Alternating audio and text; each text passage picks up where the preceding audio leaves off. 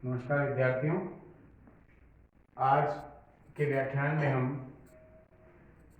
मांग के प्रकार पर चर्चा करेंगे। इससे पूर्व के व्याख्यान में हमने एक इंट्रोडक्टरी जो पार्ट है उसका हमने अध्ययन किया था। मांग क्या है, मांग तालिका क्या होती है, मांग वक्र किसे कहते हैं, मांग वक्र का निर्माण कैसे होता है और मांग वक्र के निर्माण के लिए आवश्यक तत्व जिसको आप एसेंशियल एलिमेंट्स कहते हैं वो क्या होते हैं। आज हम प्रकार के बारे में चर्चा करेंगे कि मांग को हम कितने भागों में बांट सकते हैं और मुख्य रूप से आज हम दो प्रकार पर चर्चा करेंगे, प्राइस डिमांड और इनकम डिमांड के बारे में। इससे पूर्व व्याख्यान में मैंने बताया था आपको कि मांग को हम सामान्य रूप से तीन भागों में बांटते हैं, प्राइस डिमांड यानी कीमत मांग, नंबर 2 इनकम डिमांड यानी आय मांग और नंबर 3 हमारी क्रॉस डिमांड जिसको आड़ी मांग भी कहते हैं। लेकिन इसको हम एक पार्ट और कर सकते हैं, अदर्स टाइप्स भी कर सकते हैं, अन्य प्रकार भी हो सकते हैं। प्राइस डिमांड का जो संबंध है वो प्राइस से होता है, इनकम डिमांड का संबंध इनकम से होता है, क्रॉस डिमांड का जो संबंध है वो रिलेटिव गुड्स यानी संबंधित वस्तुओं के संदर्भ में होता है। क्योंकि अर्थशास्त्र में कुछ वस्तुएं इस प्रकार की होती है कि जिसमें जो है उनकी मांग जो है वो स्वयं के मूल्य से प्रभावित नहीं होती, बल्कि उसकी जो रिलेटेड गुड्स है यानी संबंधित जो वस्तु है उनके मूल्य से प्रभावित होती है। और मैंने इस बताया भी था, अर्थशास्त्र में उन वस्तुओं को दो भागों में बांटा जाता है, number 1 substitute goods and number 2 complementary goods. Substitute goods वो होता है जिसे एक दूसरे के स्थान पर यूज किया जाए, those commodity which are used in the place of each other called substitute product. जैसे पेप्सी के स्थान पर आप कोका कोला का यूज करें। नंबर 2 हमारा कॉम्प्लीमेंट्री प्रोडक्ट है, when two commodity are jointly used for satisfying the demand called substitute product, उसके अंदर जो है वो कॉम्प्लीमेंट्री प्रोडक्ट कहलाता है। और ऐसी स्थिति जैसे पेट्रोल, कार और पेट्रोल इस प्रकार से है, और उसी प्रकार से पेन इंक जो है वो है, इस प्रकार से जो है ये हमारा पूरक वस्तु जो है वो कहलाती है। ठीक है, तो इनकी जो मांग है वो स्वयं के मूल्य से प्रभावित न होकर के उसकी संबंधित वस्तुओं के मूल्य से प्रभावित होती है, इसलिए उसको आड़ी मांग कहते हैं। सबसे पहले आज हम प्राइस डिमांड को ले रहे हैं, उससे पहले हम डिमांड फंक्शन के बारे में चर्चा करेंगे। देखिए, किसी भी वस्तु की जो मांग है वो केवल मूल्य से प्रभावित नहीं होती, बल्कि उसे अन्य तत्व जैसे कंज्यूमर की income, price of related goods यानी कॉम्प्लीमेंट्री प्रोडक्ट और सब्स्टिट्यूट प्रोडक्ट के प्राइसेस, टेस्ट है कंज्यूमर का, प्रेफरेंसेस है, साइज ऑफ पॉपुलेशन है, जनसंख्या का आकार है, वो सब प्रभावित करते हैं।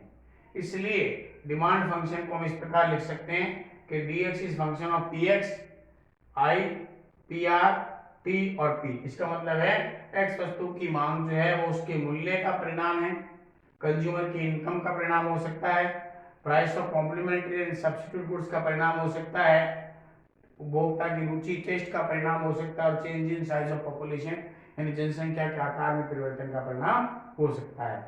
तो हम जब डिमांड फंक्शन की बात करते हैं, प्राइस डिमांड की बात करेंगे, तो हम क्या करेंगे कि जो है इस प्रकार से इसको डिफाइन करते हैं कि प्राइस डिमांड क्या है, demand which is affected by price only called price demand. यानी किसी वस्तु की मांग जो केवल मूल्य से प्रभावित होती है उसे मूल्य मांग कहते हैं, जबकि अन्य तत्व यानी कंज्यूमर की income, price of complementary goods and substitute goods, taste and preferences, ये सब क्या रहते हैं, कांस्टेंट रहते हैं, स्थिर रहते हैं। इन सबको स्थिर रखते हुए अगर मूल्य में परिवर्तन हो जाए, उसके कारण से अगर मांग परिवर्तित होती है तो उसे प्राइस डिमांड या कीमत मांग कहा जाता है।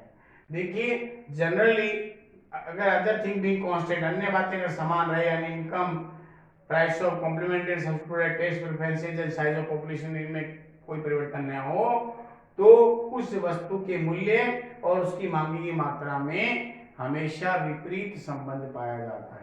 यानी मूल्य के गिरने पर मांग बढ़ती है और मूल्य के बढ़ने पर मांग क्या होती, घट जाती है। यानी price and quantity demanded are inversely related when other thing being constant. हमेशा ध्यान रखिएगा, मूल्य मांग में, मांग और मूल्य में विपरीत संबंध पाया जाता है जब कंज्यूमर की income, price of complementary product और सब्सिट्यूट प्रोडक्ट, कंज्यूमर का taste, preferences and size of population में किसी प्रकार का चेंज नहीं है।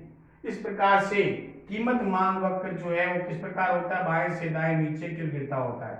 यानी जो ये बताता है कि मांग और मूल्य में विपरीत संबंध पाया जाता है। जैसा कि आप इस तालिका में देख रहे हैं, जैसे जैसे मूल्य गिर रहे हैं मांग बढ़ रही है, अथवा मूल्य के बढ़ने पर मांग गिरती है। जब आप इसको ग्राफ पेपर पर या प्लॉटेड करेंगे तब आपको जो चित्र प्राप्त होगा, जिसको dt से दर्शाया गया मांग वक्र है, जो दर्शा रहा है मांग और मूल्य में विपरीत संबंध पाया जाता है।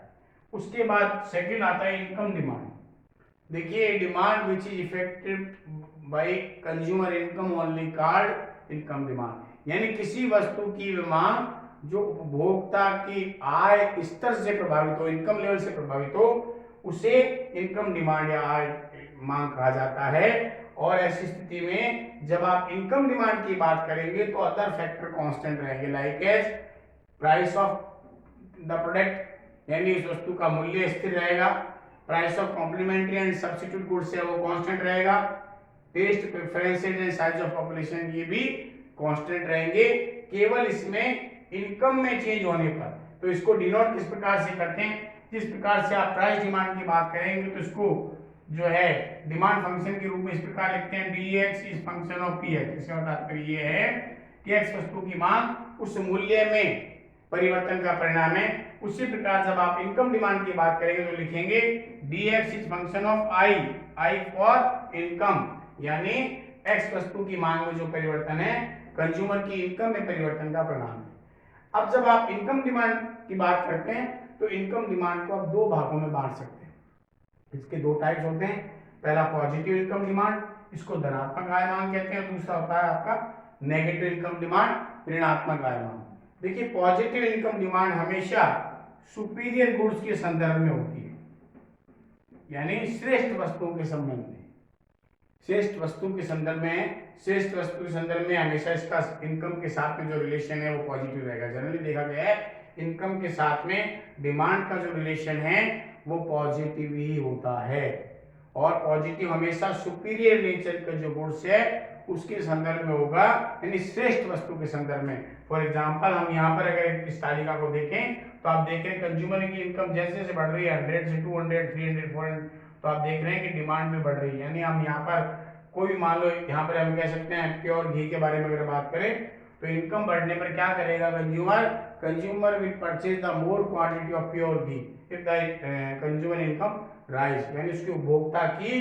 यदि आय बढ़ती है तो वह श्रेष्ठ वस्तुओं की अधिक मात्रा क्रय करता है। इसलिए पॉजिटिव इनकम डिमांड में कंज्यूमर की इनकम एंड क्वांटिटी डिमांड, मांग की मात्रा के बीच में कैसा संबंध रहता है, पॉजिटिव रिलेशन रहता है। और जब आप इसको प्लॉटेड करते हैं, इसको ग्राफिकल प्रेजेंटेशन देते हैं तो जो डिमांड पर आएगा वो पॉजिटिव होगा, यानी इस प्रकार ऊपर की ओर जाता होगा, जो बताएगा कि इनकम बढ़ने के साथ साथ कंज्यूमर की डिमांड भी जो है सुपीरियर नेचर गुड्स की जो डिमांड है वो लगातार बढ़ रही है। क्यों बढ़ जाती है, क्योंकि consumer is able to purchase the more quantity of superior commodity when rise the income. उसकी इनकम जैसे बढ़ जाती है तो श्रेष्ठ वस्तुओं की अधिक मांग करना चाहता है, अधिक मात्रा क्रय करना चाहेगा।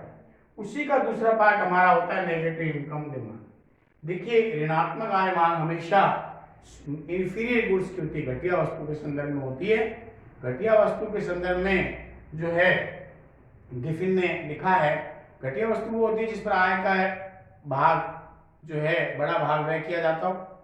नंबर 1, जिसको पुअर सेक्शन ऑफ सोसाइटी यानी गरीब वर्ग के लोग जिसका उपयोग करते हैं, और जिसका कोई सब्स्टिट्यूट प्रोडक्ट जो है वो मार्केट में अवेलेबल नहीं हो, वो हमारी इंफीरियर गुड्स कहलाती है। जैसे अगर इंडियन इकोनॉमी के बारे में कहें तो ज्वार है, बाजरा है, इसको इंफीरियर घटिया वस्तु के संदर्भ में माना जाता है इन कंपैरेटिव ऑफ व्हीट, गेहूं की तुलना में। ऐसी स्थिति में हमेशा ध्यान रखिएगा कि इनकम के साथ में इंफीरियर गुड्स का जो रिलेशन होता है वो नेगेटिव होता है, यानी आय बढ़ने पर उपभोक्ता अगर किसी वस्तु विशेष की मांग को कम कर दे तो समझ जाइए वो वस्तु कौन सी, इंफीरियर है, घटिया है। क्यों करता है ऐसा, क्योंकि consumer is able to purchase the more quantity of superior goods in place of inferior goods when the rise of the income, यानी उसकी जब आय बढ़ जाती है तो वह इतना सक्षम हो जाता है कि वह घटिया वस्तु के स्थान पर श्रेष्ठ वस्तु को क्रय कर सकता है। ऐसी स्थिति में आय बढ़ने पर जब किसी वस्तु विशेष की जब मांग कम होती है तो ऐसी स्थिति में जो नेगेटिव इनकम डिमांड कर्व है वो ऋणात्मक होगा, यानी प्राइस डिमांड कर्व जिस प्रकार से होता है उस प्रकार से होगा, जो दर्शाएगा कि दोनों में विपरीत संबंध पाया जाता है, यानी कि उपभोक्ता की आय और उसकी घटिया वस्तु की जो मांग है उस दोनों में विपरीत संबंध पाया जाता है। इस प्रकार से ये जो है हमारा क्या कहलाता है, ऋणात्मक आय मांग वक्र जो है वो कहलाता है। इस प्रकार से हमारा जो है ऋणात्मक आय मांग वक्र कहलाता है। कल हम अगले प्रकार पर चर्चा करेंगे।